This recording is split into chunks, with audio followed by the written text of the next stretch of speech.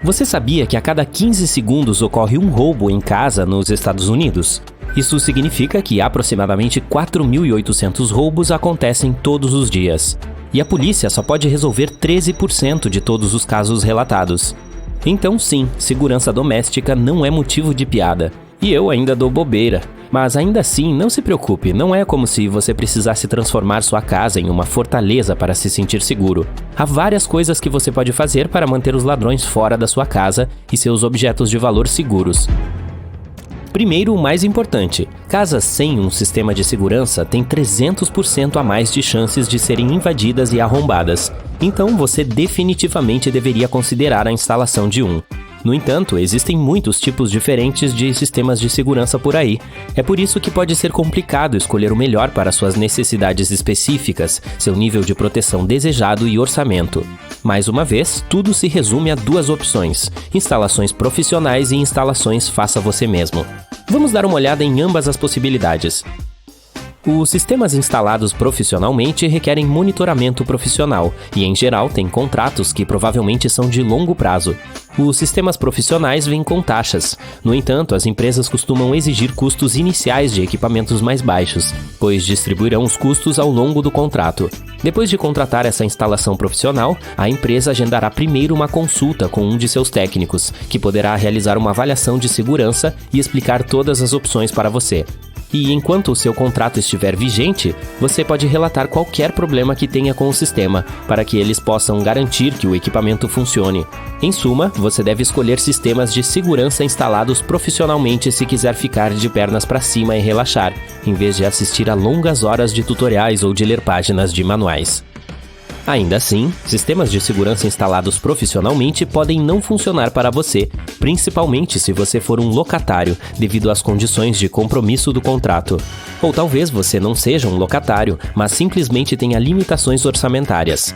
É aí que as instalações faça você mesmo são úteis. A melhor coisa sobre os sistemas DIY é que, embora o preço médio de monitoramento seja de cerca de $50 por mês em sistemas instalados profissionalmente, é de cerca de $28 por mês no sistema faça você mesmo. Além disso, também não há taxas de instalação com sistemas DIY. Mais uma vez, você deve esperar custos iniciais de equipamento mais altos se escolher essa opção.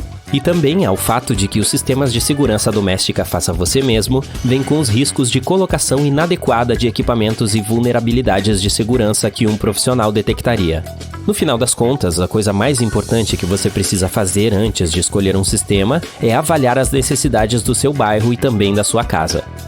Você sabia que 34% dos assaltantes simplesmente usam a porta da frente ao invadir uma casa? Isso significa que, se a sua porta não for forte e segura o suficiente, você está basicamente convidando os ladrões a entrar. Portanto, configurar sistemas de segurança não basta. Você também precisa inspecionar todas as portas externas. Certifique-se de que os caixilhos são fortes e as dobradiças estão protegidas. Você também pode usar kits de reforço de porta para adicionar proteção extra. Se a sua porta tiver uma caixa de correio, não se esqueça de verificar se é possível alguém passar por ela para destrancar a porta. Ao se mudar para uma casa ou um apartamento que antes era ocupado por outra pessoa, troque as fechaduras. É a maneira mais fácil de garantir que nenhum estranho entre em sua casa usando as chaves. Outra forma de aumentar a segurança é usar câmeras sem fio. Essa da Amazon é extremamente fácil de usar. É 100% sem fio. Tem uma bateria recarregável embutida que pode durar de 1 a 2 meses. Portanto, você não precisará carregá-la com muita frequência. Você pode acompanhar a situação da bateria no aplicativo. Ela também tem tecnologia de detecção de movimento e supervisão noturna. E você não precisa se preocupar com as condições climáticas, porque ela também é à prova d'água. A propósito, não se esqueça das portas de vidro deslizantes. Você pode usar uma barra de janela ou pino na pista para evitar que eles sejam forçados a abrir.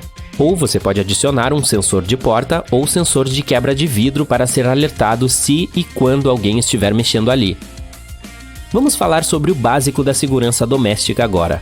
A porcentagem de assaltantes que entram em uma casa pela janela chega a 23%. A principal razão para isso é que, na maioria das vezes, as pessoas se esquecem de trancar as janelas. Os ladrões sempre podem quebrar o vidro. Se você não quiser que isso aconteça, pode tentar reforçar o vidro com película de segurança, adicionar barras nas janelas ou instalar sensores nas janelas. Se nada disso for possível, você também pode plantar arbustos espinhosos sob as janelas para desencorajar os ladrões de escolher sua casa para invadir. Qual é a diferença entre um ator e um ladrão? Os assaltantes não gostam de estar no centro das atenções. É por isso que ter iluminação exterior é uma vantagem. As luzes devem ser colocadas ao redor dos quintais da frente e de trás, ao longo dos caminhos e perto da garagem.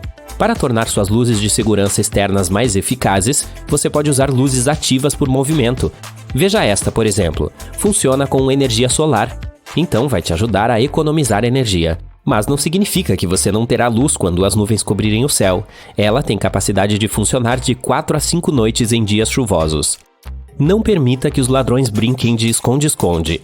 Embora árvores e arbustos possam deixar sua casa mais bonita, também podem fornecer um esconderijo conveniente para os ladrões. É por isso que você deve podar árvores e plantas, pelo menos aquelas perto de sua casa que possam ser usadas como cobertura.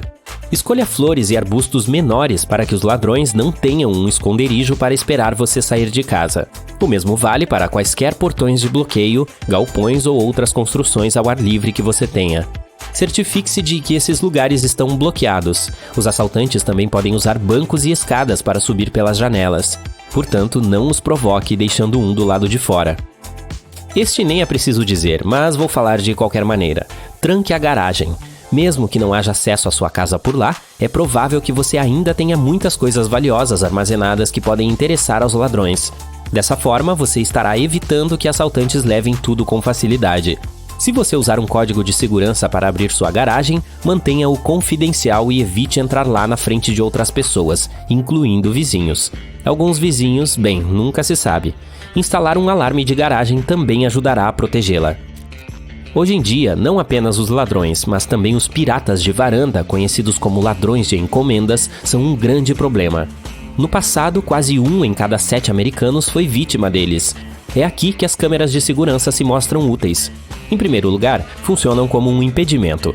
E em segundo lugar, se alguém realmente roubasse sua encomenda, você seria capaz de identificá-lo graças às imagens de segurança. Se você não pode gastar um pouco para comprar uma boa câmera de segurança por enquanto, pode optar por uma falsa. São muito mais baratas e ajudarão a tornar sua casa mais segura do que realmente é. Vale a pena considerar essa ideia se você estiver pesquisando o mercado. Ela contém uma luz intermitente que a torna o mais realista possível. Por último, mas não menos importante, ter um cofre não faria mal. E não se preocupe, não precisa ser um daqueles gigantes inquebráveis de filmes de assalto. Os ladrões ainda podem invadir sua casa, apesar de todas as precauções. Portanto, você ainda precisa garantir que seus objetos de valor estejam protegidos o tempo todo. Você pode esconder todas as coisas importantes, desde joias caras até documentos vitais, para ficar mais seguro. Se você for comprar um cofre, certifique-se de que seja resistente ao fogo, além de ser à prova d'água e pesado o suficiente para que um ladrão não possa pegá-lo e sair com ele. Melhor prevenir do que remediar. Um cartão de embarque parece ter mais de uma função. Logo após a verificação da tripulação, use-o com sabedoria. Coloque um lado bem embaixo da capa do telefone e o outro sob a trava da mesa da bandeja. Parece estranho, mas este usuário do Reddit tentou e acho que ele não teve um voo chato graças a este cinema improvisado. Já comprou tanto que desejou ter algumas mãos extras? Da próxima vez que sair em uma aventura ao supermercado, certifique-se de levar um mosquetão.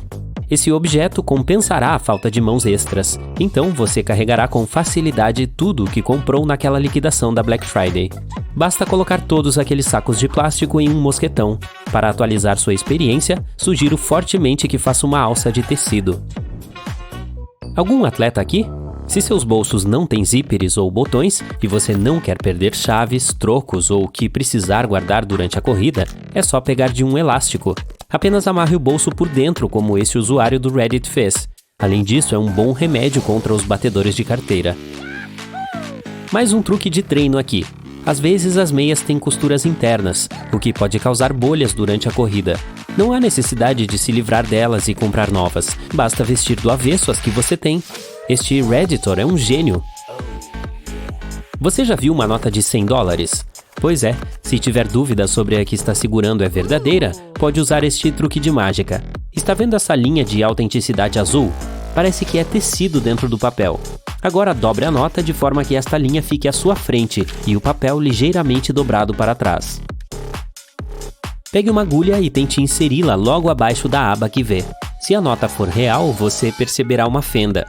A questão é que o dinheiro impresso falso normalmente não é capaz de ter esse recurso, pois na maioria dos casos ele simplesmente não possui várias camadas para permitir isso.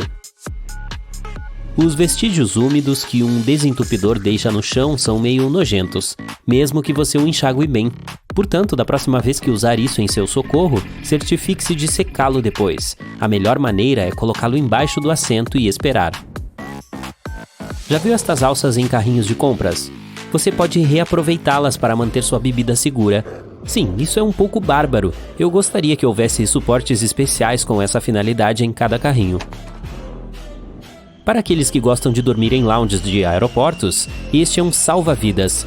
Para proteger a valiosa bagagem de mão, basta prendê-la no pé. Sim, na perna ou no braço parece mais eficaz, mas nem todas as bolsas têm esse recurso. Você também pode usar este truque de vida em outros lugares lotados. Este usuário do Reddit utiliza o recurso em bares e parece funcionar muito bem. Há também o improviso para peneirar a farinha da maneira mais rápida possível. Surpreendentemente, você precisará de um dispositivo de massagem. Veja como dá para fazer isso rápido e sem mais tremores. Um pedaço de borracha é capaz de ajudá-lo a controlar melhor os vidros automatizados de seu carro. O cachorro deste usuário da rede social ficava bastante animado toda vez que pegava uma carona, então acidentalmente apertava o botão da janela com a pata. O dono dele apenas colocou uma borracha bem ajustada naquela covinha e o problema foi resolvido. Imagine o seguinte: você está com dor de garganta, consulta um médico e ele prescreve um spray que faz maravilhas. Há apenas uma desvantagem nisso: você simplesmente não suporta o sabor. Bem, não precisa se preocupar, um cotonete pode ajudar. Basta aplicar o spray diretamente na garganta para evitar todas as papilas gustativas na língua. Nem todas as pessoas são grandes fãs de café preto puro. Se você acidentalmente ficar sem leite ou creme, há um truque simples. Basta adicionar um pouco de sorvete à bebida. Isso irá suavizar o sabor original do café. Algumas velas tendem a derreter e formar um buraco em si mesmas. Quanto mais uma queima, maior fica esse buraco, e no final o pavio se foi e ainda sobrou muita cera. Para evitar essa situação, dá para fazer um belo chapéu de papel alumínio nela. Assim que acendê-la e colocar a tampa, o calor se distribuirá uniformemente, derretendo toda a cera.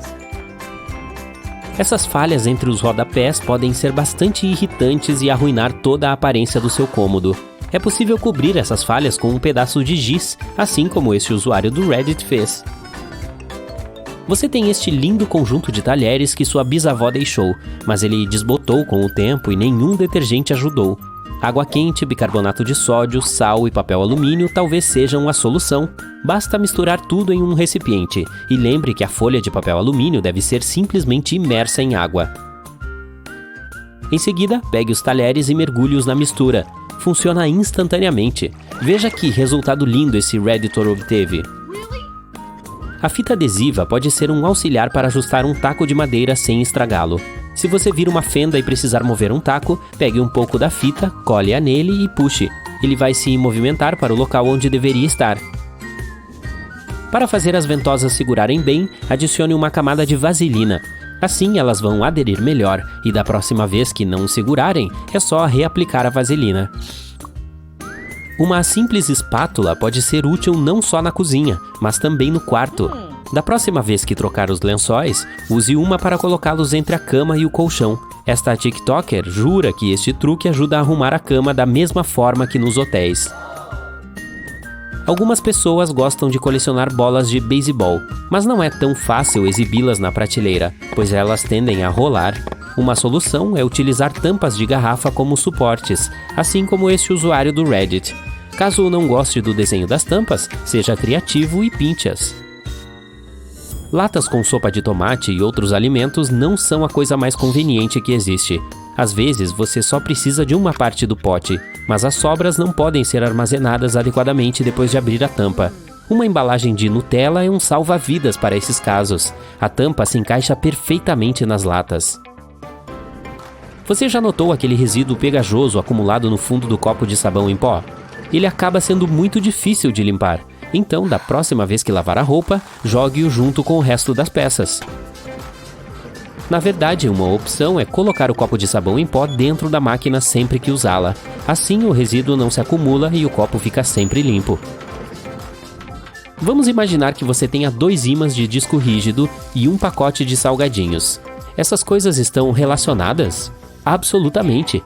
Da próxima vez que estiver cheio demais para acabar com as batatas, prenda o saco com 2 ímãs. Eles vão manter o ar afastado, e quando você decidir terminar o que sobrou, o sabor será o mesmo. Não jogue fora sobras de sabonete, use tudo até o fim. Este usuário da rede social mostrou como elas meio que soldam a barra restante com a nova. E esses 2 carinhas grudam um no outro enquanto você se ensaboa. Se não achar conveniente, pode usar a criatividade e fazer sabonete líquido com as sobras. Depois de pegar barras minúsculas suficientes, rale-as, derreta-as no forno de micro-ondas e adicione um pouco de água. Você mesmo pode regular a consistência. Quanto mais água adicionar, mais aguado ficará o sabonete. Também pode acrescentar uma pitada de glicerina líquida para umedecimento extra. Deixe a mistura descansar por 24 horas e pronto. Tá aí seu sabonete líquido, faça você mesmo. Olá, distintos convidados! Bem-vindos à Idade Média. Estamos honrados com a sua presença. Desculpem o passeio turbulento, não é fácil viajar em uma carroça. Mas as outras 2 opções eram andar a cavalo ou simplesmente caminhar. Bom, é época medieval, né? Sem rodovias por aqui. De qualquer forma, eu sou Constable Bright e serei seu guia neste passeio pelo castelo. Esqueça tudo que você aprendeu sobre castelos, especialmente aqueles dos filmes de princesas, porque eu preparei tantos segredos de castelos que você vai ficar de queixo caído. Está na hora de passar pelo portão. Por favor, fique à vontade. Quero começar nosso tour corrigindo um mal-entendido. Os castelos têm sido confundidos frequentemente com palácios ou fortalezas. No entanto, ao contrário de ambos, eles foram construídos com um propósito específico em mente. Um castelo é considerado uma residência fortificada de uma pessoa importante. Por outro lado, os palácios não eram fortificados e as fortalezas não serviam para fins residenciais. Os castelos de estilo europeu surgiram por volta dos séculos 9 e 10. Durante esse tempo, provavelmente ninguém ia querer viver na Europa, pois ela caiu no caos após a queda dos impérios.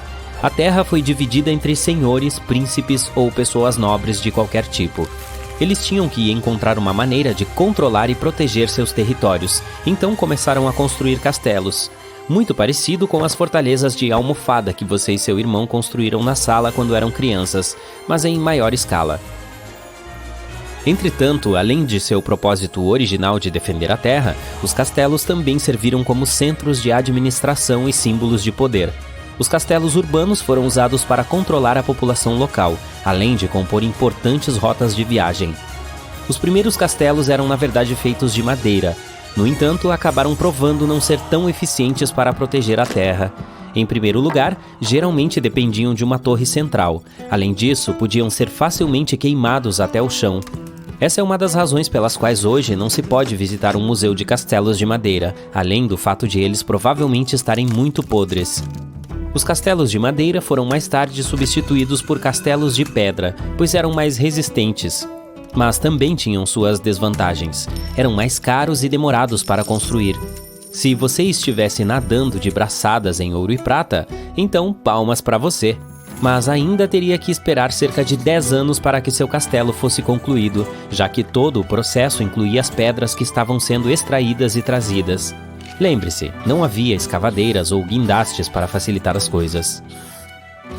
Como você pode imaginar, os primeiros castelos de pedra eram frios, escuros, fedorentos e úmidos. Para se livrar pelo menos do cheiro, eles usavam ervas cobrindo paredes e pisos. Ao contrário do que as representações na cultura popular podem ter levado você a acreditar, os primeiros castelos não eram tão grandes assim. Muitos deles tinham apenas uma torre de vigia e um quarto, ou 2 quartos se o proprietário se sentisse extravagante e tivesse dinheiro. Quando se tratava de construir um castelo, o local era estrategicamente mais importante do que o projeto. Essas estruturas seriam construídas frequentemente em lugares de difícil acesso, como ilhas fortes de colinas ou ao lado do mar, para que tivessem também alguma proteção natural. Essas localizações permitiam aos moradores do castelo ver quilômetros ao seu redor e localizar e se preparar para qualquer perigo que surgisse. Portanto, quanto mais o castelo estava isolado e inacessível, melhor era. Os que não contavam com defesas naturais estariam cercados por valas ou fossos para uma camada extra de proteção. Nesses casos, o acesso ao castelo seria concedido através de uma ponte levadiça. Além de estarem o mais isolados possível, os castelos teriam que estar situados perto de itens que fossem essenciais para a sobrevivência, como moinhos, terra fértil ou uma fonte de água doce. Agora vamos falar um pouco sobre o portão e as paredes externas de pedra antes de irmos para dentro. Você pode pensar que a torre de menagem central seria a parte mais importante da estrutura de um castelo, mas na verdade é o portão que precisava ser protegido a todo custo, porque ele também era a parte mais fraca e que proporcionava um caminho direto para o pátio. É por isso que teria que ser o menor possível para deter qualquer visitante indesejado. Portanto, esses portões maciços que você vê nos filmes de fantasia são na verdade irrealistas e impraticáveis, pois na realidade tornariam o castelo mais difícil de defender. Quando se trata das torres que você vê em cada lado das muralhas do castelo, uma atualização do projeto se mostrou necessária ao longo do tempo. Os castelos anteriores tinham torres quadradas, bastante fáceis de destruir. Era só cavar túneis e elas desmoronavam. É por isso que os construtores de castelos mudaram os projetos para torres redondas.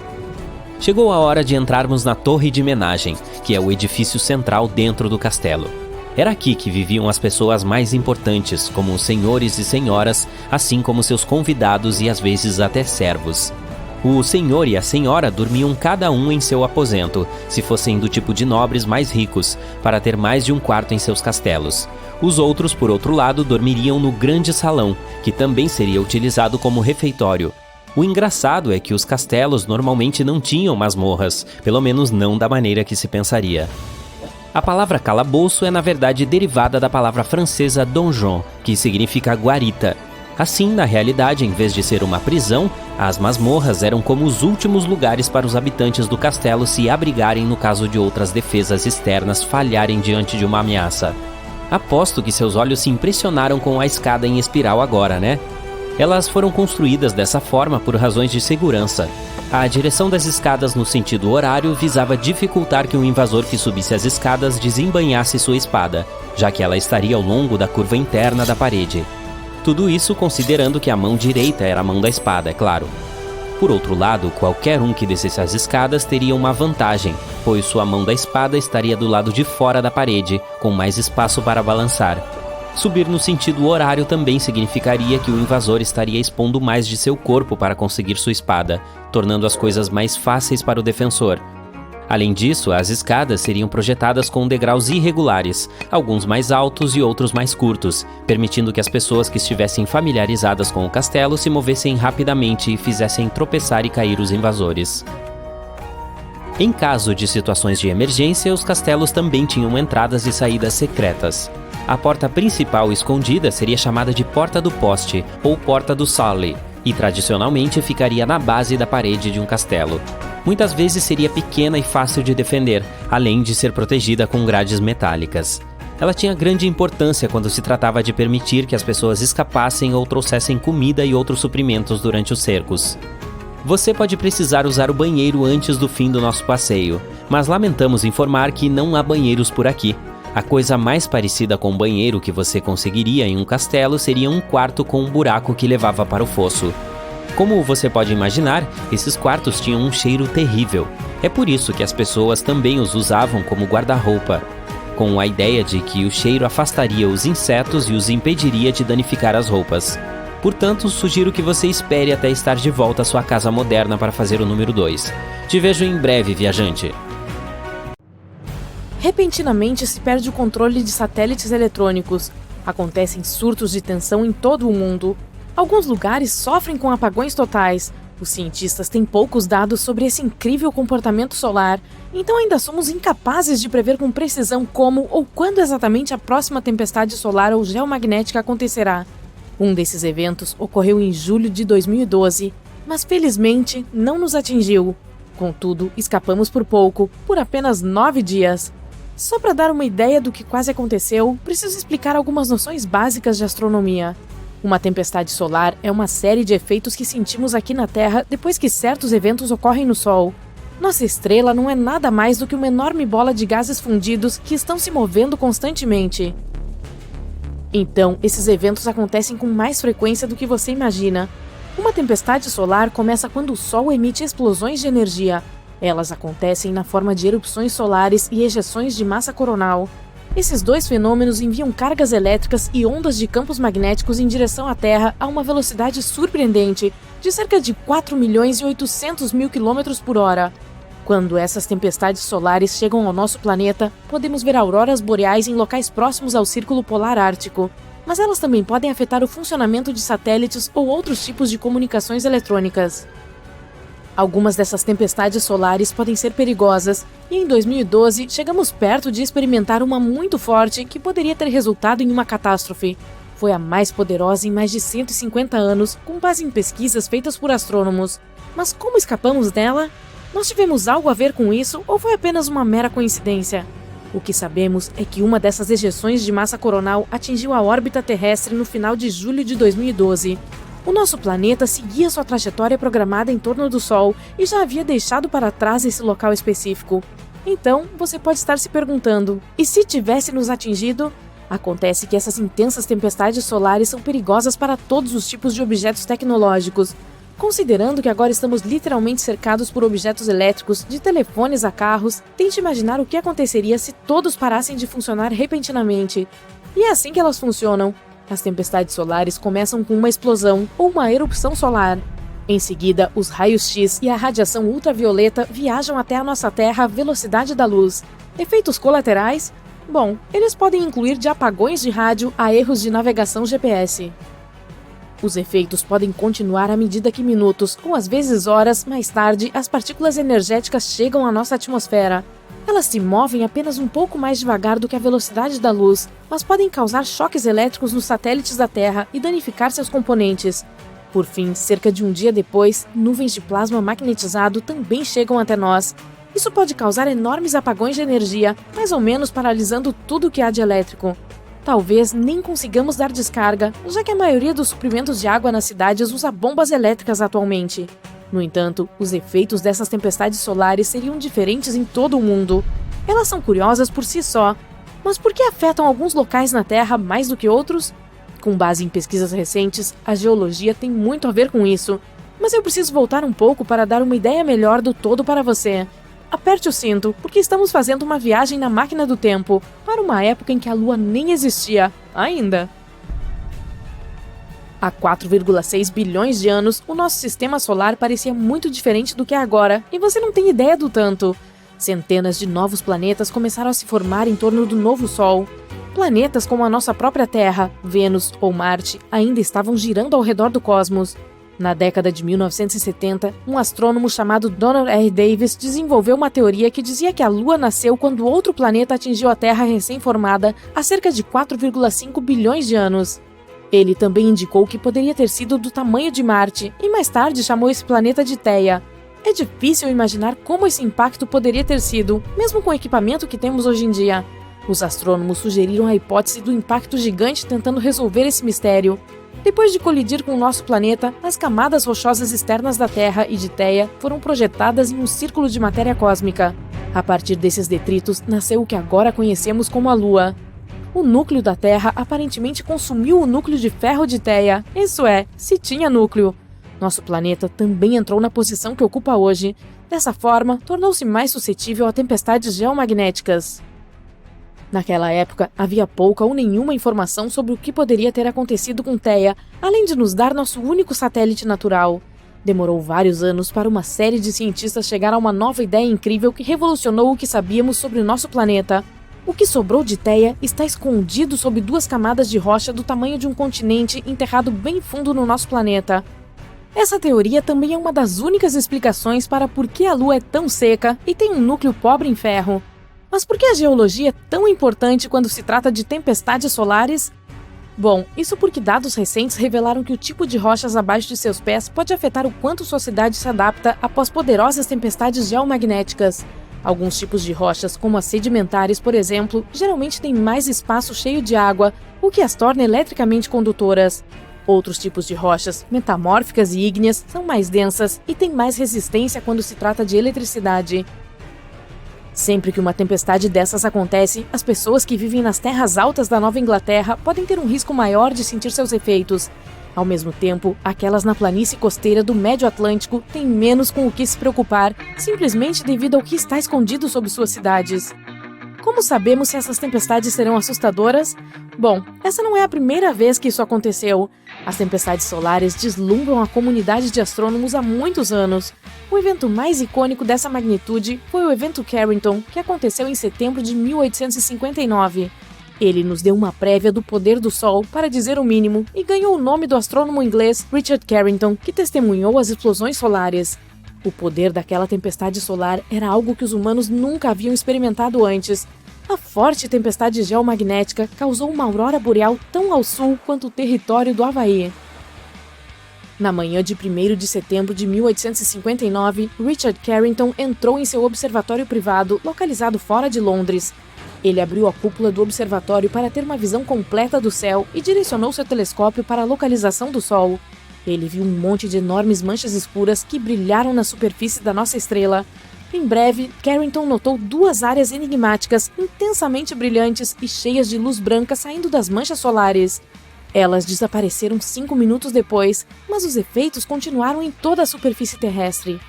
Primeiro, no final da noite, as comunicações de telégrafos em todo o mundo começaram a ter problemas de funcionamento. Flechas de luz começaram a estourar de máquinas de telégrafo, atrapalhando os operadores e até mesmo incendiando papéis.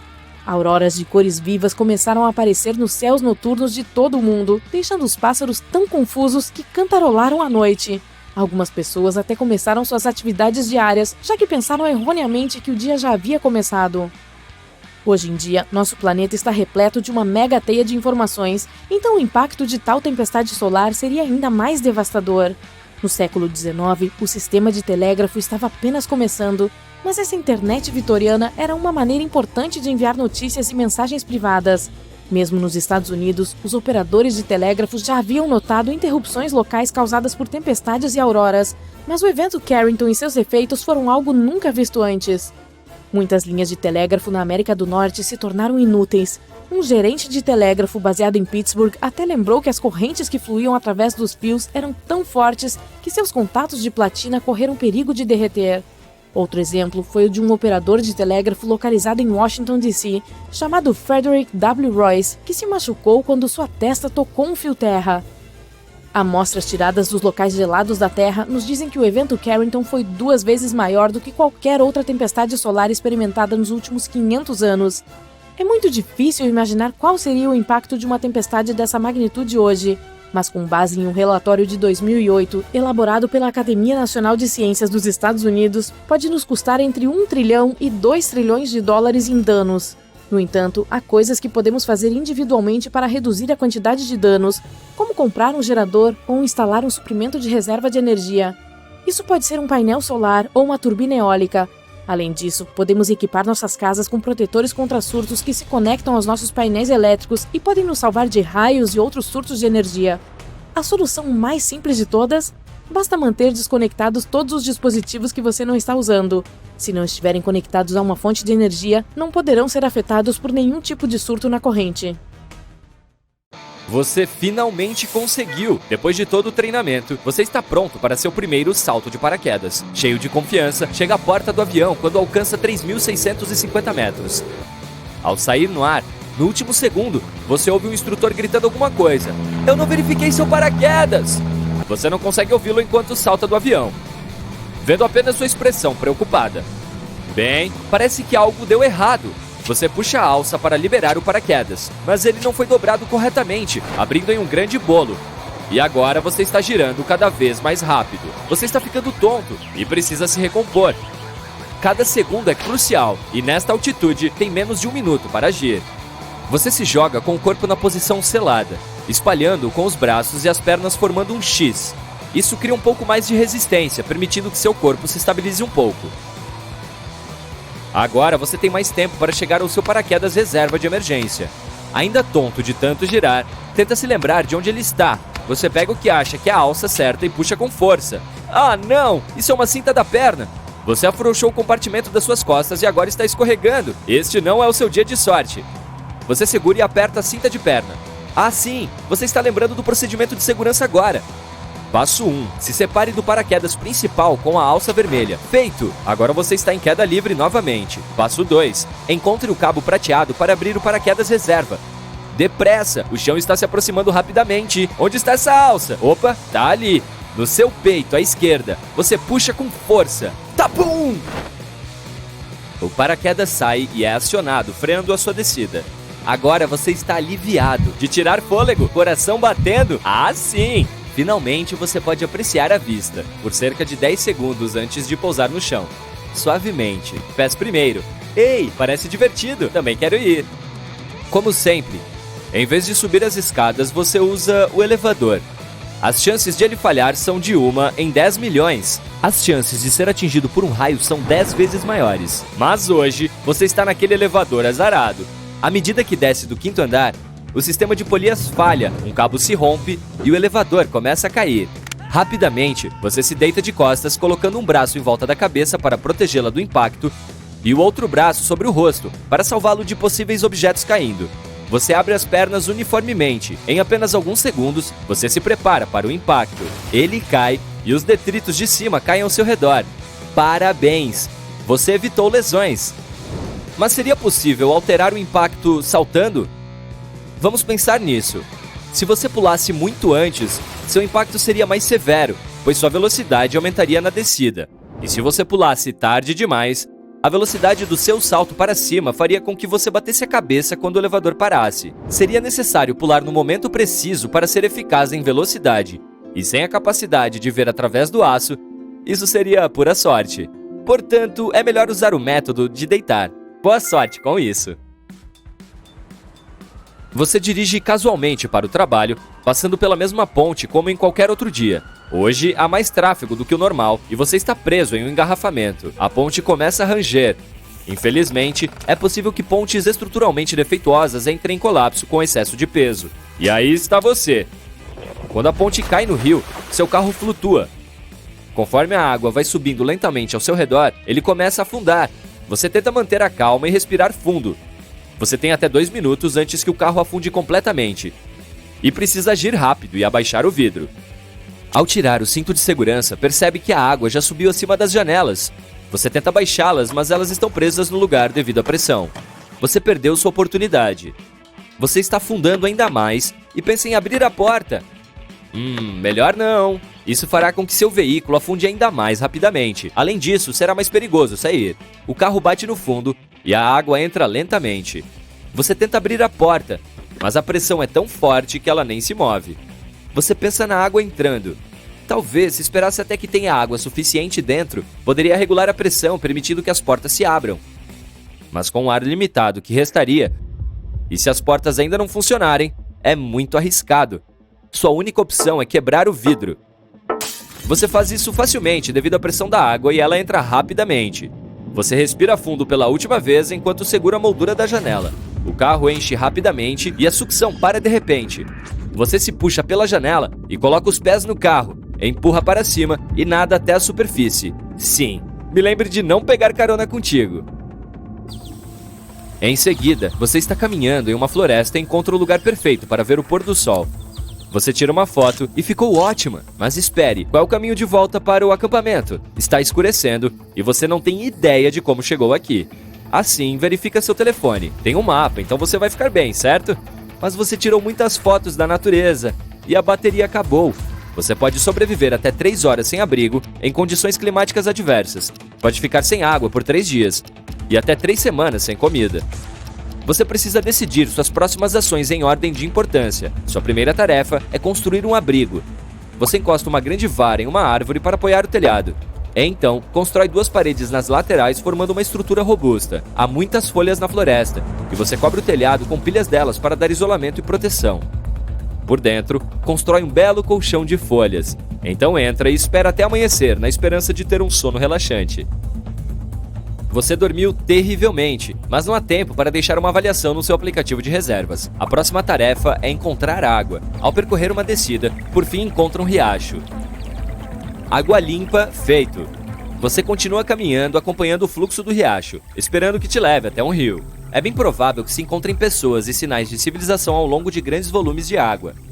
As horas passam e sua barriga ronca. Você procura lanches saborosos. Tem algumas frutas e cogumelos, mas você não os reconhece. É melhor não comer se não tiver certeza se é venenoso. Você procura insetos em troncos e galhos antigos e encontra algumas larvas da farinha que podem ser comidas cruas. Alguns insetos, quando cozidos, podem ser uma importante fonte de ferro, proteína e vitamina B12. Você olha para as larvas e seu apetite vai embora. Talvez mais tarde. Finalmente, o córrego encontra um rio e logo à frente tem uma ponte. Não aquela que caiu. A dificuldade acabou. Você joga os insetos fora e começa a próxima aventura procurando uma lanchonete. Pois é, nós também não iremos acampar juntos. Você está andando pelo campo. O vento está aumentando e não muito longe, um tornado está se formando. Você começa a fugir dele, mas não consegue, pois ele viaja até 100 km por hora. Sua principal preocupação não é o tornado em si, mas as árvores e edifícios que o tornado leva, transformando-os em perigosos objetos voadores. Eles voam em velocidades insanas, enquanto são carregados por ventos rápidos, atingindo até 480 km por hora. Você procura abrigo, mas não há nada disponível. Sua única possibilidade é uma vala que não seja cercada por árvores ou outros objetos quebráveis. Você deita na vala e cobre a cabeça com a jaqueta, segurando-a com os braços para se proteger. Enquanto está deitado, com o barulho da tempestade ao seu redor, você se sente como se estivesse em um motor de jato gigante. É um som aterrorizante, mas felizmente, você não está no caminho do tornado. Dá para ouvir os pequenos detritos assobiando sobre sua cabeça e muitos causam impacto, batendo ao seu redor, mas felizmente não te acertam. De repente, tudo fica tranquilo. Você fica lá controlando sua respiração, tentando relaxar. Você ainda não se levanta, pois o pior ainda pode estar por vir. Os tornados podem durar de vários segundos a até 1 hora. Você não se arrisca e fica na vala por 1 hora inteira. Mas finalmente, quando fica claro que ele se foi, tira a poeira da jaqueta e vai para casa. Bem, diria que você é realmente azarado. Então, estou removendo você dos meus contatos e desfazendo amizade nas redes sociais. E farei isso assim que sair do hospital. Pronto para isso? Você não poderá sair, nem por nada, de uma banheira por 1 mês inteirinho. E receberá comida e bebida que seus amigos se revezarão para levar. Você poderá ajustar constantemente a temperatura da água sempre que quiser, para que não fique muito fria. Você está ficando animado e confiante de que ganhará muito dinheiro, o que equivale a várias centenas de dólares quando passar o mês inteiro. É a aposta que você fez com seus amigos há pouco tempo, em uma vila de pescadores onde estava sentado com seus amigos em um bar. Mal sabia você até onde essa conversa levaria.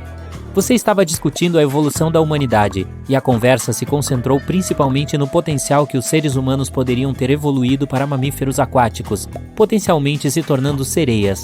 Os fatos estão todos na evolução, você tentou afirmar aos seus amigos. Seus amigos não estavam convencidos, mesmo com o seu exemplo sobre como ficar com os dedos enrugados de ficar na água por muito tempo, uma característica evolutiva que nós humanos adaptamos para garantir que tenhamos aderência enquanto pescamos com as mãos na água. Claro, seus amigos não veem como isso estaria relacionado com a possível evolução para se tornar sereia.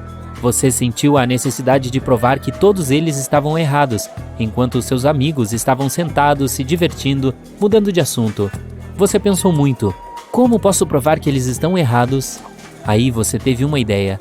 Se levantou apontando para cima e disse, aposto que posso ficar em uma banheira por 1 mês inteiro. E aqui está você agora, seguindo o acordo. E você parece ter dúvidas. Saber sobre a evolução humana em particular reacende a confiança e a compreensão em você de que houve alguns casos na história humana em que as pessoas se adaptaram naturalmente para viver uma vida marítima. Então essa parece uma aposta segura. Por exemplo, os nômades do mar, no sudeste da Ásia, pescam há 1000 anos de uma maneira única. Mergulhando fundo na água para pegar seus peixes, armados com apenas uma lança, esses nômades do mar se adaptaram para crescer mais ao longo dos séculos. Isso permitiu que mais células de oxigênio fossem bombeadas através de órgãos vitais e mais oxigênio fosse armazenado para seus mergulhos em águas profundas. Esse entendimento lhe dá confiança enquanto você aguarda o primeiro dia da aposta. Durante as primeiras horas, você parece bem.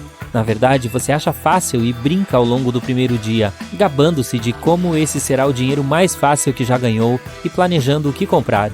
Você dorme bem durante a primeira noite, mas mal sabe que sua pele absorve a água da banheira enquanto dorme. A cada hora que passa, mais água entra na sua pele. Entre as duas camadas, bolhas de água se formam, criando caroços visíveis na camada epitelial externa. Ao acordar no dia seguinte, você fica um pouco alarmado ao ver a transformação da sua pele. Você olha suas mãos. Elas estão brancas, com a pele caindo, e seus braços estão cobertos com grandes bolhas de líquido. Não é uma visão bonita. Você ouve alguém entrando no banheiro e tenta se acalmar. Afinal, é apenas o primeiro dia. Você só precisa tolerar. Você precisa ganhar essa aposta, não apenas pelo dinheiro, mas também pelo seu argumento. Seu amigo entra no banheiro com uma bandeja de comida. O rosto dele fica pálido quando vê as bolhas em seus braços. Preocupado, pergunta se você está bem, e surpreendentemente, você se sente bem, e responde que está com um pouco de coceira. Você está muito curioso para saber como não há dor, considerando o aspecto dos seus braços. Sem pensar, você começa a coçar as grandes bolhas em seus braços. A pele se rompe rapidamente assim que você a toca. Você continua coçando o braço para ver a reação da pele. A pele se solta como se fosse papel molhado. Agora você tem uma sensação libertadora quando seus braços estão expostos, como se tivesse removido um peso desnecessário. O rosto do amigo fica ainda mais chocado quando a pele cai, expondo uma camada de escamas. Você se encontra com uma nova camada de escamas no lugar da pele. Seu amigo pede que a aposta termine, dada a mudança repentina em sua aparência. Você argumenta que está tudo bem e que quer continuar. Há muita coisa em jogo, e você quer ganhar essa aposta desesperadamente. Como seu amigo aceita isso e sai, você solicita um upgrade para uma jacuzzi. Você logo recebe a sua jacuzzi, e agora não apenas seus amigos vêm visitá-los, mas os membros da vila querem matar a curiosidade, já que eventos como esse não ficam em segredo por muito tempo em uma vila tão pequena e simples. Com o passar dos dias, mais escamas aparecem no lugar da sua pele, cobrindo suas pernas, braços e a parte inferior das costas. Sua pele ainda é visível na maior parte do corpo, mas as escamas estão se espalhando rapidamente, da mesma forma que uma erupção cutânea. Não demora muito para você se cansar da jacuzzi e seus amigos ficarem felizes em apoiar um upgrade para a piscina da vila, próxima do mar. Você está na última semana da aposta e agora toda a vila sabe sobre você, o sereio. O que você acha incrível, no entanto, é que, à medida que as pessoas o visitam na piscina, não há medo e nem julgamento. As pessoas ficam muito felizes e intrigadas com o espetáculo. A piscina é grande, mas não é aquecida. Um adolescente pergunta se a água está quente o suficiente, mas você não percebe o frio e se sente bastante confortável. A sua dieta agora mudou significativamente. Você prefere principalmente peixe. Membranas cresceram entre os dedos das mãos e dos pés, e pequenas fendas em ambos os lados das costelas se abriram, formando brânquias para permitir que você respire debaixo d'água. À medida que você continua a evoluir, continua tentando se tranquilizar de que precisa aguentar um pouco mais e que ganhar essa aposta é tudo o que importa. Então relembra quase um mês atrás, quando você e seus amigos fizeram as apostas, pensando no dinheiro, nas várias centenas de dólares. Tudo valerá a pena em breve. Além disso, você sempre pode voltar ao normal. Isso será temporário, com certeza. O último dia da aposta finalmente chega. Uma grande festa foi organizada para celebrar sua vitória. Toda a vila participa da celebração. Há uma banda e um grande banquete para todos. Você se diverte com os moradores, preferindo ficar na piscina, é claro. Adolescentes jogam peixe para você e você pega o peixe com a boca. Eles estão rindo às suas custas. Você pula no ar, fazendo truques para os aldeões, que não param de aplaudir. À medida que a festa segue, você lentamente se isola da celebração, observando sozinho em sua piscina. Você se sente cansado das festividades e da atenção. Olha os moradores rindo e festejando. Você acha que está um pouco fora do lugar nadando sozinho, dentro desta simples vila. Você sente um desejo repentino de sair e não se importa mais com a celebração. Você não tem interesse no dinheiro da aposta. Não se incomoda por provar que todos estavam errados. Você só sente o desejo de ser livre. Você nada até a beira da piscina. Está escuro, então ninguém pode ver sua tentativa de escapar. À medida que você se retira, o peso do seu corpo fora d'água é tanto e suas pernas e braços são tão fracos que você desmorona e tem que rastejar muito lentamente em direção à praia. Eventualmente, você chega à borda das águas rasas e desmorona à medida que chega a água sem fôlego. As pequenas ondas de água salgada que sente espirrando em seu rosto o revigoram após sua jornada exaustiva. Depois de reunir energia suficiente, você começa a nadar em direção a águas mais profundas. E como um peixe na água, você nada com facilidade. A sensação de liberdade que tem agora nadando no mar faz parecer como se tivesse ficado trancado em uma gaiola a vida toda. Agora você finalmente está livre. A sensação emocionante da água com espaço ilimitado parece um paraíso. À medida que nada mais mar adentro, você para de repente para olhar a vila por apenas um momento. Faz uma pausa e observa a cidade, tudo o que sabia, e ouve os sons abafados à distância, refletindo sobre a vida que teve dentro da vila. Você não sente emoções ao olhar para trás, sem arrependimentos ou remorso, então mergulha debaixo d'água, pronto para começar uma nova vida, no fundo do mar. Você viaja para longe da Terra, a uma distância segura em sua nave supermoderna. E aí, BAM! Você viaja mais rápido que a velocidade da luz no espaço interestelar. As luzes de milhares de estrelas vão ficando para trás. Poucos minutos depois, você já está do outro lado da Via Láctea, indo trabalhar. Uma viagem dessas já é comum para os humanos, pois você é um membro da civilização humana que colonizou a galáxia inteira. Mas isso levou quase 90 milhões de anos para acontecer. A propósito, como é que conseguimos essa proeza? Foi como em um jogo de computador. No começo tínhamos uma frota com 3 espaçonaves que conseguiam viajar a 500 km por segundo. Cada uma tinha 10 blocos de colonização, que eram lançados nos planetas desejados. Também tínhamos 2 naves de velocidade que viajavam 2 vezes mais rápido, mas só conseguiam colonizar um planeta por vez. Cada mundo colonizado poderia enviar uma nova nave para uma expedição. E foi assim que a humanidade conseguiu se espalhar pela galáxia inteira. Grande parte desse tempo foi gasto viajando de uma estrela para outra, pois o principal problema da colonização é a velocidade. Ano 2021. Nossas espaçonaves agora conseguem voar a 40 mil km por hora. Essa velocidade é suficiente para viajar de Nova York para Los Angeles em menos de 4 minutos. Mas uma viagem para planetas vizinhos, como Marte, ainda leva aproximadamente 7 meses. A estrela mais próxima do Sol, a Próxima Centauri, fica a 4,2 anos-luz de distância. Isso significa que a luz, que é a coisa mais veloz do universo, leva 4,2 anos para chegar lá depois de ter saído do Sol. Nosso foguete levaria 73 mil anos para chegar lá. Isso é mais tempo do que a existência de uma civilização humana avançada. E nossa galáxia, Via Láctea, tem 105 mil anos-luz de largura. Então, mesmo viajando na velocidade da luz, levaria uma eternidade percorrê-la por inteiro. Por isso a humanidade inventou outras formas de viajar. Vamos para um futuro e imaginar que já resolvemos esse problema. Começamos acelerando com sondas microscópicas impulsionadas por um feixe de laser direcional saído da Terra. Isso possibilitou alcançar velocidades que equivalem a 25% da velocidade da luz. Muito lento ainda. O problema é que nada que tenha massa consegue viajar à velocidade da luz. Então partimos para um estudo sobre a dobra espacial do cientista Alcubierre. Nesse método, não nos movemos do ponto A para o ponto B. O espaço entre 2 pontos é que é comprimido. Aqui está um pedaço de papel quadriculado. Imagine que você precisa mover 3 quadradinhos para chegar ao seu destino. Aí, em vez de se movimentar em linha reta o mais rápido possível, esprememos esses quadradinhos para que nossa espaçonave chegue ao ponto B. Agora abrimos o papel de novo. O espaço fica normal, mas viajamos, mesmo ficando paradinhos. É assim que a dobra espacial funciona. Ela comprime o espaço que está à frente da espaçonave e o expande atrás de sua cauda. Então, teoricamente, uma espaçonave com motor de dobra espacial consegue se movimentar a qualquer velocidade, e até mais rápido do que a velocidade da luz. Mas a quantidade de energia que esse processo gasta é enorme, e pode até ser comparada com a massa e energia do planeta Júpiter inteiro. Então, enquanto alguns cientistas ficam trabalhando em um jeito de melhorar a dobra espacial, outros investigaram sobre o objeto mais misterioso do universo, o buraco negro. Ele é tão pesado que atrai até a luz e não a solta mais. Imagine um trampolim redondo. Este é o nosso espaço-tempo. Agora vamos jogar uma bola de basquete no meio dele. O trampolim afunda um pouquinho. Agora, todos os objetos que colocamos sobre ele rolarão em direção à bola de basquete. É assim que a gravidade funciona. Mas se você rolar a bola de golfe para além da bola de basquete, ela tem a chance de sair desse funil. Agora, coloque uma bola pesada de boliche no centro do trampolim. Ele afundará ainda mais. Assim, a bola de golfe cairá inevitavelmente dentro do funil, e a bola de boliche não terá chance alguma de escapar. É assim que o buraco negro funciona.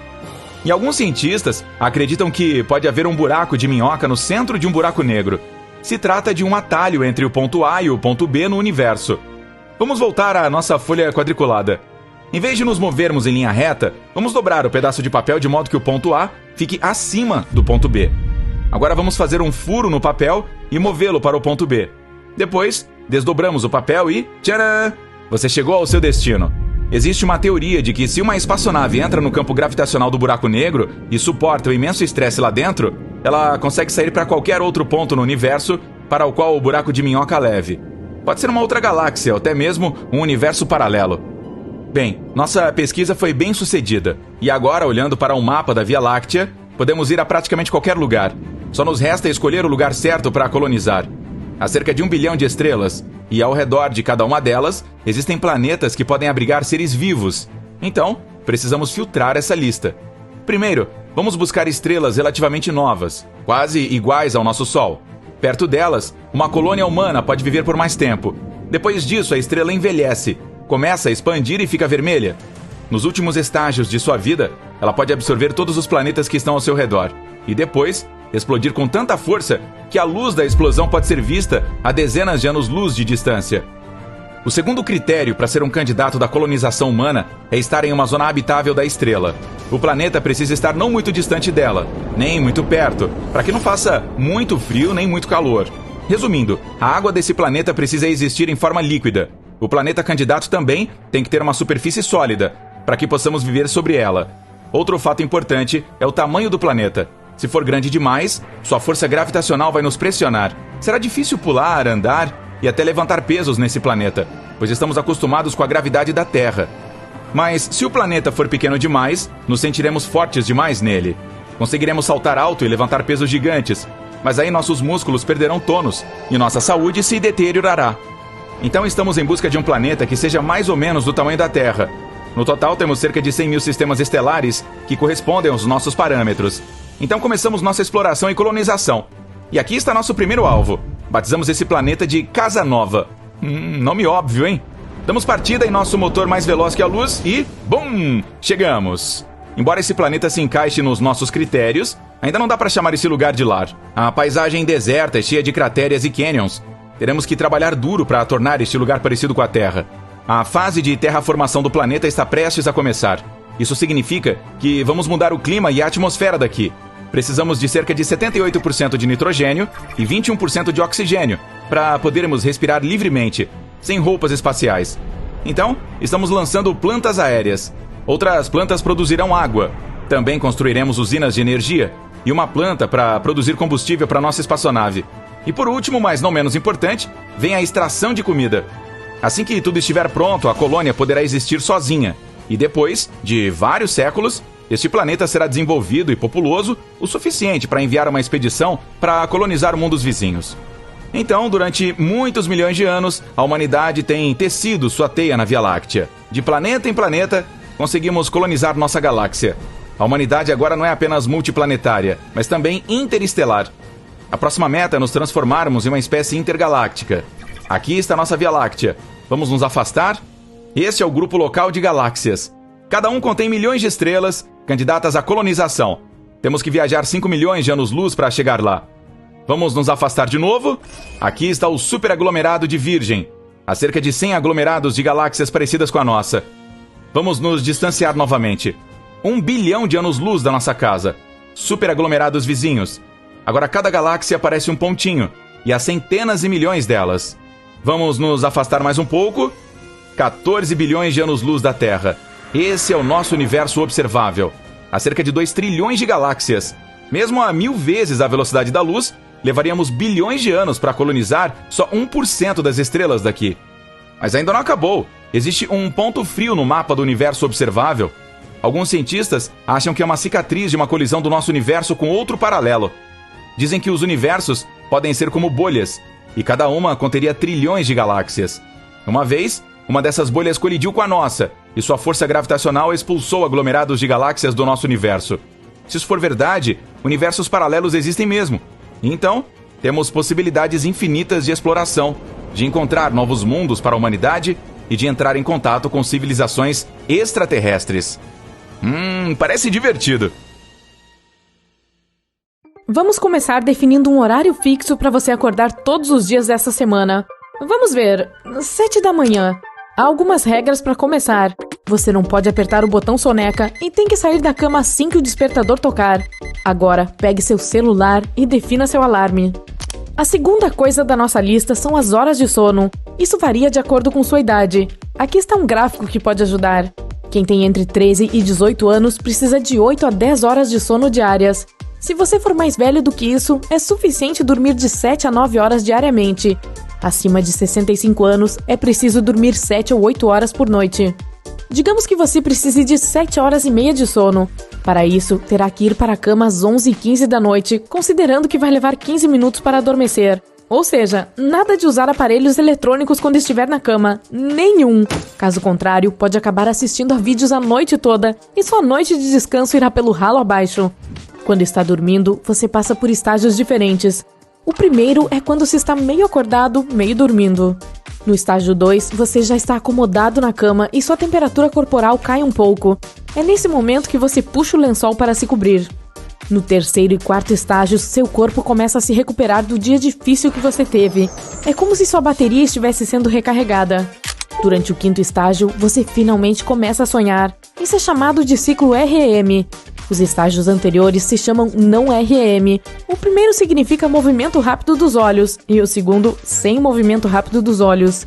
Quando você está sobrevoando a Estátua da Liberdade em seus sonhos, seus olhos provavelmente estão tentando acompanhar seu pensamento, mesmo com as pálpebras fechadas.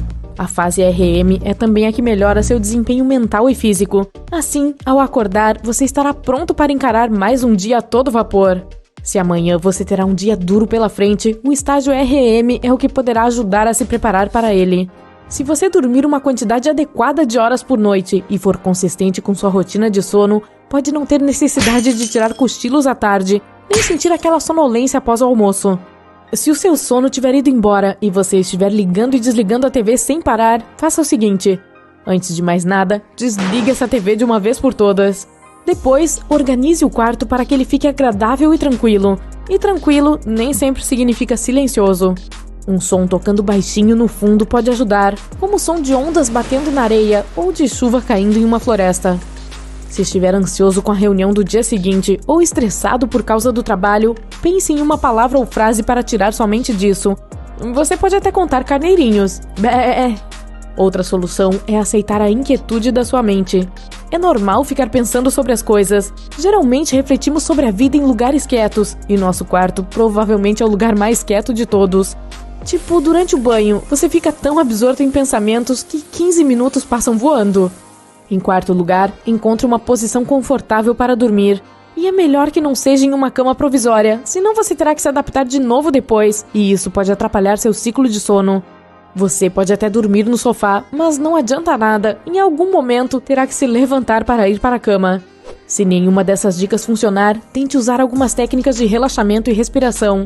Assim como no truque de contar carneirinhos, você contará suas respirações ao mesmo tempo em que as controla. Faça junto comigo. Inspire, agora expire. Inspire de novo e expire. Fazendo isso, você reduzirá seu nível de estresse e preparará seu cérebro para dormir. É melhor fazer isso à noite e não enquanto estiver assistindo a um vídeo no YouTube. Se estiver assistindo a este vídeo deitado, ótimo, você está quase lá. Aqui está outra dica, o método 478. Coloque a ponta da língua no céu da boca, atrás dos 2 dentes da frente, e mantenha ela aí durante o exercício de respiração. Agora, com a boca fechada, inspire lentamente pelo nariz. Conte até 4 enquanto estiver fazendo isso. Em seguida, prenda a respiração e conte até 7. O último passo deste exercício de respiração é expirar com a boca aberta e contar até 8.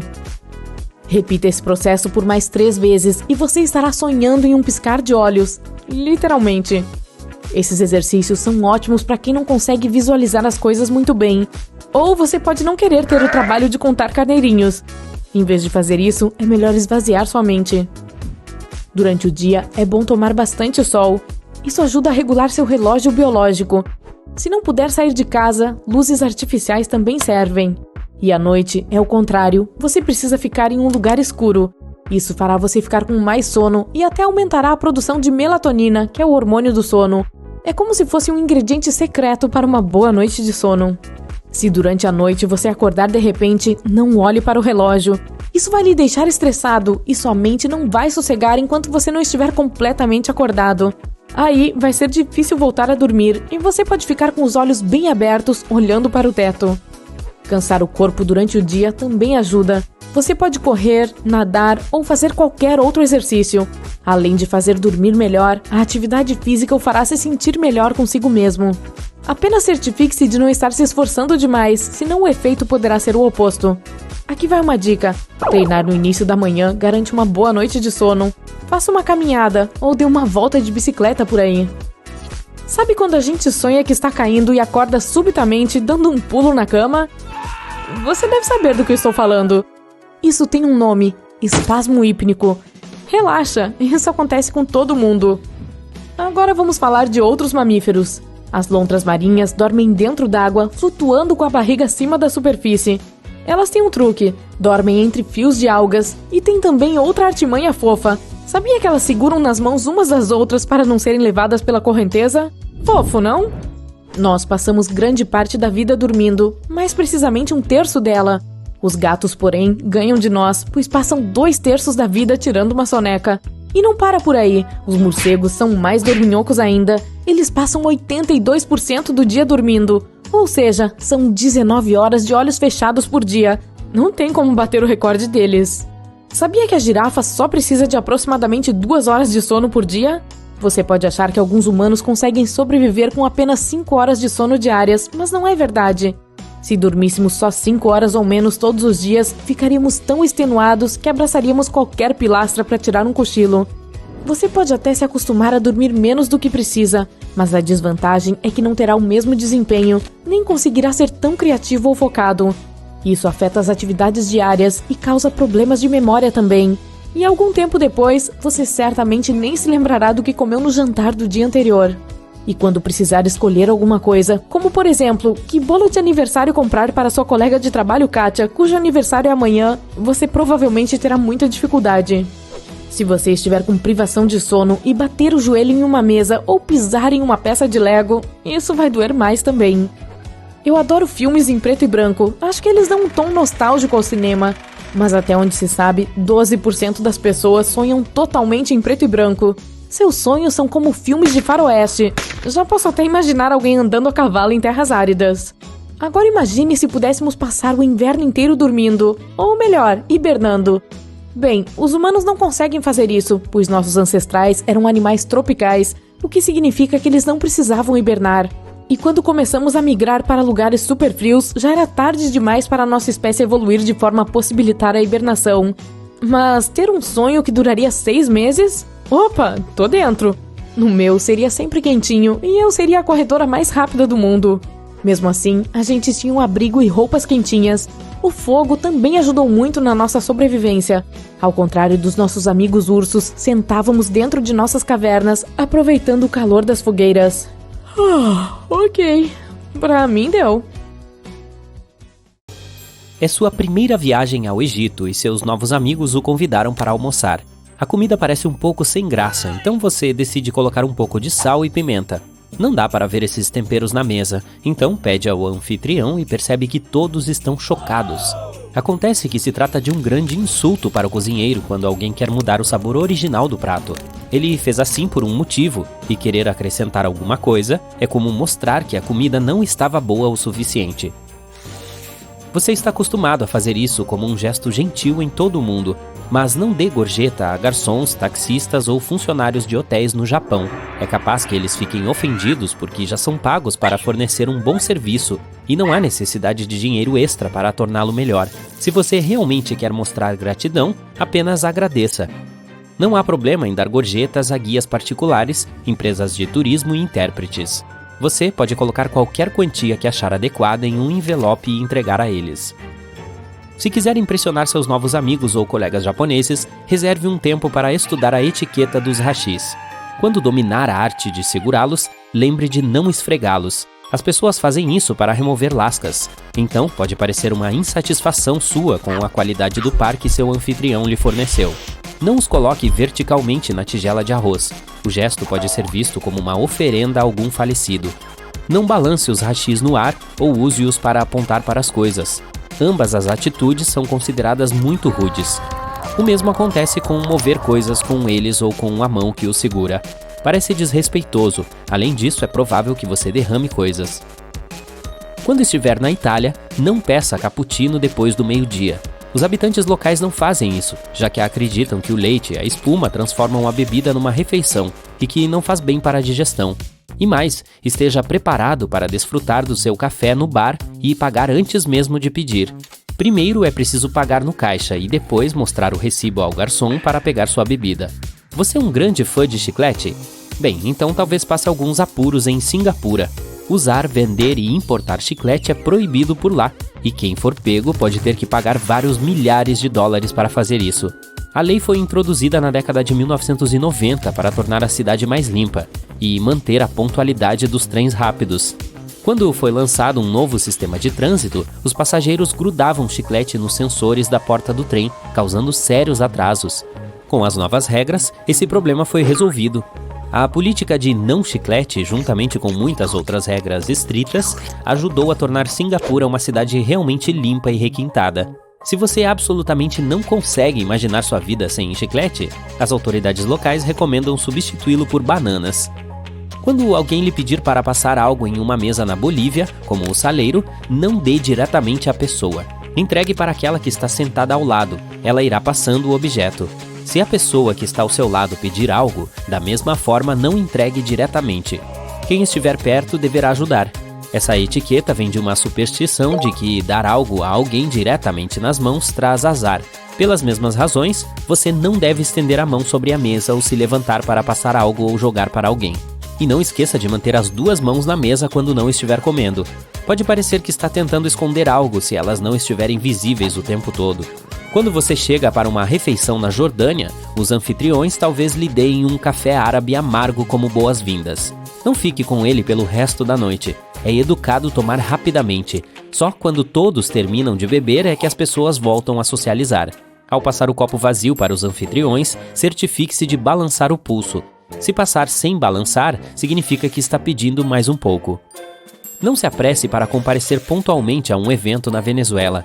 As pessoas podem pensar que você é rude ou ganancioso. É educado chegar de 10 a 15 minutos atrasado. Os eventos programados para 7 geralmente começam às 8 ou mais tarde. Uma história popular diz que na década de 1980, um repórter estrangeiro chegou a um evento de imprensa com mais de 1 hora de atraso. Ao perceber que a sala estava praticamente vazia, foi se desculpar com o anfitrião por ter perdido o horário. Este então lhe disse que ele havia sido o primeiro repórter a chegar. É curioso porque os relógios deste país estão oficialmente 0,9 segundos à frente do resto do mundo há anos. Você está planejando andar de ônibus na Irlanda em breve? Não esqueça de agradecer ao motorista pela carona ao sair. Você ouvirá a esmagadora maioria dos habitantes fazendo isso em voz alta, pois basicamente não é opcional. Escolha o presente com sabedoria se você foi convidado para uma casa no Vietnã. Não há problema em levar frutas, doces ou incenso. Acredita-se que os lenços sejam um símbolo de uma despedida triste e as ferramentas de corte um sinal de fim de relacionamentos. Portanto, não leve essas coisas. Embrulhe o presente em papel colorido e não opte pelo preto. Os habitantes locais acreditam que essa cor é um mau presságio. Ao apresentá-lo, segure-o com as duas mãos. E não se surpreenda se o anfitrião não abrir imediatamente. Isso é feito depois. Não deixe nada no prato na Índia. É um sinal de desrespeito pela comida que lhe foi servida. Ela é considerada sagrada no país e seria algo que incomodaria muito seus anfitriões. Então, lave e seque as mãos antes de começar a refeição. Não esqueça de elogiar o cozinheiro e espere o mais velho se levantar antes de sair da mesa. No sul do país, é comum servir comida em uma folha de bananeira. Você deve dobrá-la por cima quando terminar a refeição. Dobrá-la por baixo significa que não ficou satisfeito com o que obteve. Pode ser um bom começo de conversa em outro lugar, mas na Dinamarca não se gabe de suas conquistas. Os locais acreditam que todos são iguais. Então você não vai ouvi-los falar sobre suas carreiras, sucessos pessoais ou de como são especiais. E esperam o mesmo do seu lado. Se você está procurando um bom assunto, eles terão prazer em conversar sobre a grandeza do país. Os dinamarqueses são muito orgulhosos dele e de todas as suas maravilhas. Se você vai viajar para a Alemanha e planeja dirigir na famosa Autobahn, certifique-se de abastecer antes de pegar a estrada. Parar, estacionar, fazer conversões e dar ré nesta rodovia super rápida é ilegal. Sim, mesmo que tenha que parar por falta de combustível, será multado, pois deveria planejar melhor as coisas. E embora a autobahn tecnicamente não tenha limite de velocidade, fique atento se estiver passando por áreas urbanas, como Frankfurt, Berlim e Munique, ou obras em construção e trânsito intenso. Haverá instruções especiais para esses pontos. Caso esteja planejando explorar o Chipre de carro, mate sua sede antes de ligar o veículo. Beber qualquer coisa, incluindo água, não é permitido durante a condução na ilha. Portanto, caso não resista a beliscar ou beber ao volante, prepare-se para pagar uma multa. Na Etiópia, você precisa pensar 2 vezes antes de escolher um presente para alguém. As pessoas de lá veem isso como uma dívida que terão que pagar no futuro. Então, se levar algo realmente caro, o destinatário terá que gastar muito dinheiro em um presente de retorno ou se sentirá em dívida com você. Você está sobrevoando o Oceano Pacífico quando, de repente, se forma uma tempestade que faz o avião tremer. A aeronave começa a descer e você perde o controle. Você rapidamente coloca um paraquedas, ejeta do avião e aterrissa em uma ilha. Ainda bem que você era a única pessoa no avião que transportava algumas mercadorias para o exterior. Por sorte, a tempestade não danificou seu paraquedas. Você se desamarra e se dirige ao abrigo mais próximo sob algumas palmeiras. Está esperando que a tempestade passe. O sol está brilhando e as ondas parecem agradáveis e amigáveis. Você acorda e olha ao redor. Nada além de uma grande extensão de água que o envolve em todas as direções. Não há um barco, um ser humano ou outro ser vivo por perto. Você percorre a ilha tentando encontrar alguma coisa. Não sabe nem mesmo o que está procurando. Em um dos lados da pequena ilha, você vê alguns pedaços de metal e restos do avião que foram levados para a praia. Você corre para lá e tenta ver se encontra algo útil. É uma pena que tudo tenha sido destruído. No entanto, uma caixa lacrada conseguiu sobreviver. Você a abre e vê dezenas de rolos de fita adesiva empilhados uns sobre os outros. Depois de atravessar a ilha, você volta para o acampamento arrastando a caixa de fita adesiva. Você tenta descobrir o que fazer. Logo, você tem uma ideia. Há alguns lugares na ilha que são de difícil acesso, e como seus sapatos foram danificados, você faz as suas próprias sandálias. Para isso, você pega alguns galhos e tenta usar fita adesiva para fazer um novo par de sapatos. Depois de muitas tentativas fracassadas, você quase desiste. Mas então, você prende um pouco de fita adesiva em pedaços de casca de árvore que são mais ou menos do tamanho do seu pé. Essas serão as solas de seus novos sapatos. A fita adesiva é lisa e não machucará seus pés. Depois de adicionar vários galhos, enrola a fita adesiva ao redor de seus pés e pronto. Você tem sandálias de fita adesiva. Agora você pode se aventurar nas partes rochosas da ilha sem danificar seus pés. Ao caminhar pela ilha, você começa a sentir o calor. Enrola a camisa na cabeça, mas não é suficiente para protegê-lo. Você usa um pouco de fita adesiva para criar um chapéu com a ajuda de folhas. Em seguida, coloca-o na cabeça. Agora você está seguro para sair. Depois de um tempo, você traz de volta algumas coisas que encontrou na ilha. A essa altura, você começou a sentir que sua barriga está roncando. Em seguida, em um recife rochoso, você avista alguns caranguejos e peixes grandes e saborosos, mas não consegue pegá-los com as mãos. Você pega um galho comprido, pega algumas folhas de palmeira e amarra tudo para fazer uma rede. Em seguida, usa a fita adesiva para reforçá-la e se dirige ao recife. Você está usando suas sandálias improvisadas e o chapéu para proteger a cabeça e carregando a rede para pegar alguns peixes. Até agora, você usou apenas 2 rolos de fita adesiva. Depois de algum tempo, você consegue pescar alguns peixes e caranguejos e os leva de volta para o acampamento. Você faz uma fogueira e começa a grelhar seu peixe. Você está sentado em um tronco, mas esse assento não é muito confortável. Você pega um pouco de fita adesiva e faz uma esteira para si mesmo. Quando a comida fica pronta, você se delicia com ela. Agora, outro problema: a água.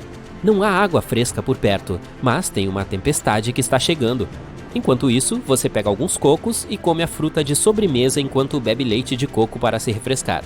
Você prepara uma pequena cabana juntando galhos e folhas e prendendo-os com fita adesiva para impedir que a água entre na sua nova casa. Ao mesmo tempo, você cria um funil com fita adesiva para coletar a água da chuva. Depois de entrar no funil, a água é coletada em um lago improvisado também feito de fita adesiva.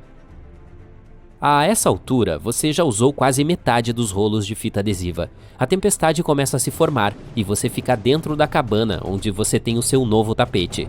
Você está entediado, então cria uma cadeira e uma mesa com fita adesiva para deixar a cabana um pouco mais confortável. Começa a chover e você percebe que um pouco de água se acumulou no reservatório que você construiu. Você a bebe imediatamente usando uma casca de coco como copo. Sua cabana consegue resistir à tempestade e você dorme um pouco em seu confortável tapete. No dia seguinte, você verifica o suprimento de fita adesiva e vê que já está na metade do último rolo de fita. Você construiu uma cabana segura e sólida e tem um suprimento constante de alimentos do Recife. Você já passou 5 dias na ilha, então agora é hora de encontrar uma saída. Você faz o possível para procurar ajuda, mas nada. Nenhum avião ou navio à vista. Você está desesperado para sair e teve sorte. Você avista um navio de carga bem distante. Você precisa agir rapidamente. Depois de examinar sua caixa de fita adesiva, você decide criar uma jangada para navegar. Você reúne comida e água suficientes para a viagem e começa a trabalhar. Você começa coletando troncos grandes para a base e colocando-os lado a lado. Você tem uma corda feita de casca de árvore e folhas para amarrar as toras. Ela é grande o suficiente para você caber. Em seguida, você pega outro conjunto de toras e as coloca sobre a base e repete o mesmo processo para criar uma segunda camada. Dessa forma, você minimiza o risco de afundar. No final, você coloca fita adesiva em todos os pontos fracos para reforçar a jangada. Você usa alguns galhos para criar remos para remar com pás feitas de fita adesiva. Você vê que usou cerca de 75% do seu suprimento, incluindo a fita que usou para construir a cabana e os móveis. Ela não é tão forte quanto a fita adesiva nova, mas ainda assim dá conta do recado. Depois que a base e os remos estiverem prontos, você constrói uma pequena cabana para abrigar seus alimentos e suprimentos e protegê-los das ondas. Além disso, você faz um mastro de madeira e usa um pedaço de tecido como vela. Você coloca a jangada na água e começa a remar. Até aqui tudo bem. Você abre a vela e faz uma pausa no remo. Você se vira e olha para a ilha que tem sido seu lar nos últimos 5 dias. Você está partindo em uma jornada perigosa, arriscando tudo, mas se permanecer na ilha por muito tempo, definitivamente não conseguirá sobreviver. Já se passou 1 hora e mal consegue ver a ilha, mas o navio está se aproximando. Você ainda tem mais um rolo de fita adesiva para usar em situações de emergência. As águas estão calmas e você vê golfinhos nadando ao redor. Você come alguns peixes e bebe um pouco de água antes de perceber que as ondas ficaram maiores. Você prepara sua vela e se abaixa para se proteger. Ainda bem que sua jangada é resistente. Ondas grandes batem contra ela, derrubando parte de sua comida e água, mas a jangada ainda está inteira. Com o passar do tempo, o sol começa a se pôr e ainda não há sinal de vida. Você usa o restante da fita adesiva para consertar a jangada. Mesmo tendo perdido alguns alimentos durante a tempestade, você tem sua rede para pescar mais peixes. Você faz uma fogueira pequena e segura em uma casca de coco, cozinha os peixes e começa a comer. Você se vira e vê um navio vindo em sua direção. Imediatamente você pega um galho, acende-o e começa a balançá-lo para que o navio o veja. Parece que você vai passar despercebido, mas então alguém no navio vê você. Eles lançam um barco de emergência para pegá-lo e resgatá-lo. É seguro dizer que a fita adesiva realmente salvou sua vida. Ei! Olha aquela pilha de livros na sua mesa de cabeceira esperando para serem lidos. Tenho ótimas notícias. Neste vídeo, reunimos as dicas mais valiosas da internet sobre como aumentar sua velocidade de leitura. Se seguir essas técnicas simples, você poderá dobrar, triplicar ou até quadruplicar a quantidade de palavras que lê em um determinado tempo. Primeiro, vamos estabelecer sua taxa de ppm, palavras por minuto. Se é nível 1, isso significa que você consegue ler até 150 palavras por minuto. Veja se é capaz de ler isto facilmente. 150 ppm equivalem a uma palavra a cada 0,7 segundos, o que é bem lento. Bem fácil, né? Agora, se for um nível 2, poderá ler até 250 palavras por minuto. Vamos verificar se esse ritmo é confortável para você. Acredite ou não, a maioria das conversas casuais é falada nessa velocidade. A leitura neste vídeo é muito mais fácil do que na mesma velocidade no papel. Ok, está começando a ficar mais desafiador, então aperte os cintos. Se você é nível 3, significa que é capaz de ler 350 palavras por minuto. Vamos dar uma olhada. Este deve ser mais difícil de acompanhar, mas se mantiver seu foco apenas nas palavras que aparecem aqui na sequência, você poderá identificar cada uma delas sem comprometer sua compreensão. Ufa, ok! Vamos para o nível 4. Neste, são 450 palavras por minuto. Consegue ler isto? A leitura em alta velocidade é uma ferramenta muito importante e útil para quem lida com grandes quantidades de textos todos os dias. Se você é aluno, professor ou autor, esse pode ser um ótimo complemento para a sua rotina corrida. Então, provavelmente perdemos algumas pessoas aqui. Essa velocidade já está muito acima da média, mas se você tentou manter o foco nas palavras-chave, provavelmente teve uma ideia do que queríamos dizer. Agora este é o último teste, antes de nos aprofundarmos em algumas dicas incríveis que farão você dobrar sua taxa de PPM. No nível 5, espera-se que uma pessoa leia 600 palavras por minuto. Você é o ninja do assunto? Vamos verificar.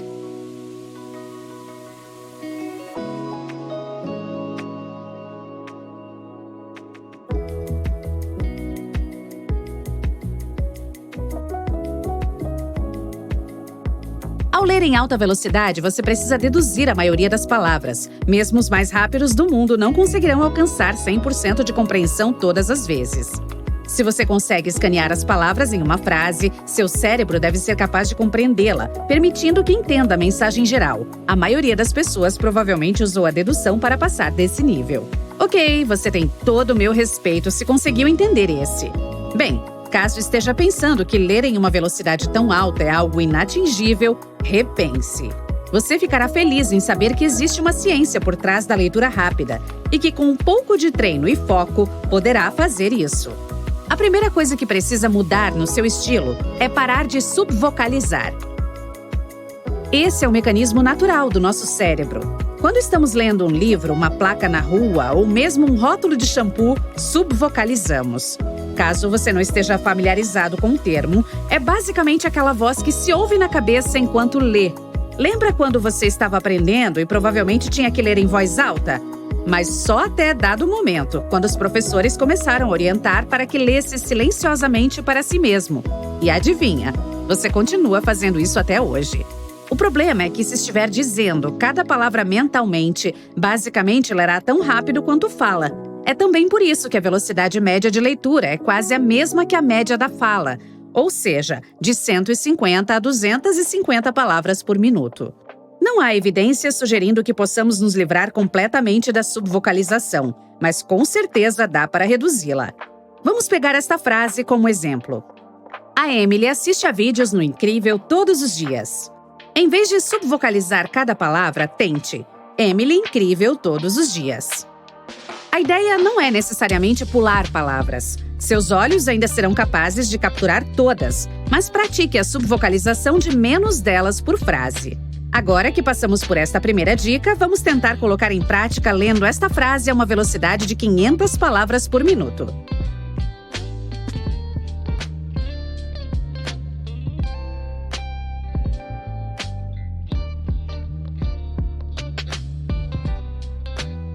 Se você está lendo isso a uma velocidade de 500 palavras por minuto, provavelmente não está subvocalizando todas na sua cabeça, ok? Muito bem! Continue assim e estará lendo cada vez mais rápido a cada segundo, literalmente.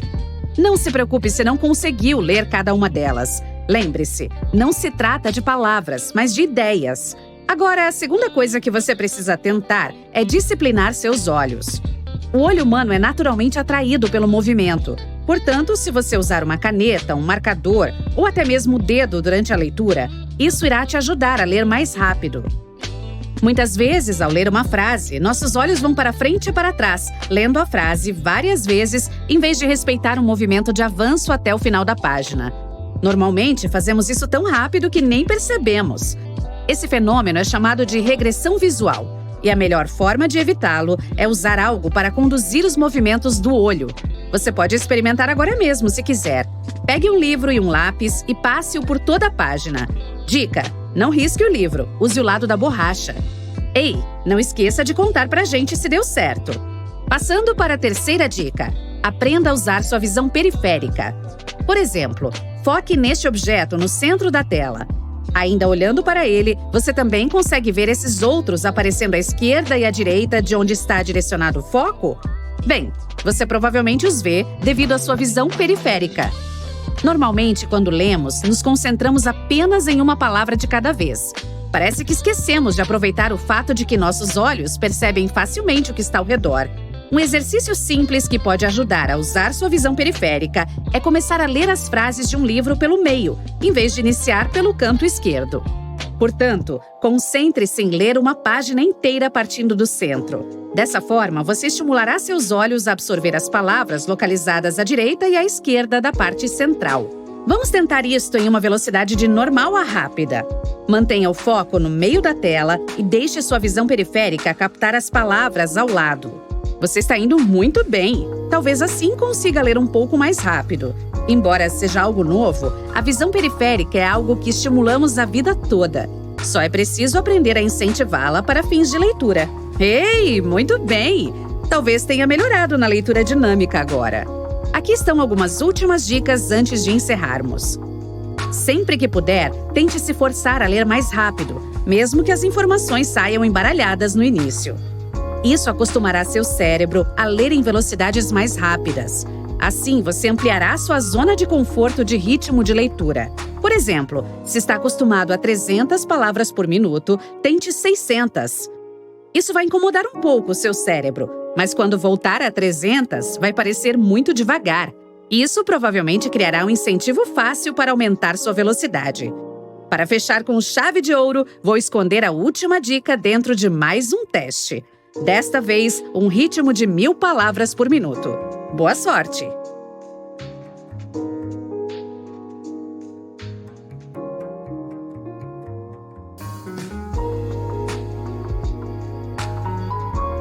Os cientistas dizem que ouvir música instrumental ou clássica durante a leitura ajuda a aumentar a velocidade.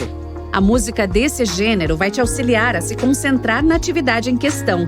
Portanto, no processo de aumentar sua taxa de palavras por minuto, experimente essa dica simples, mas eficaz.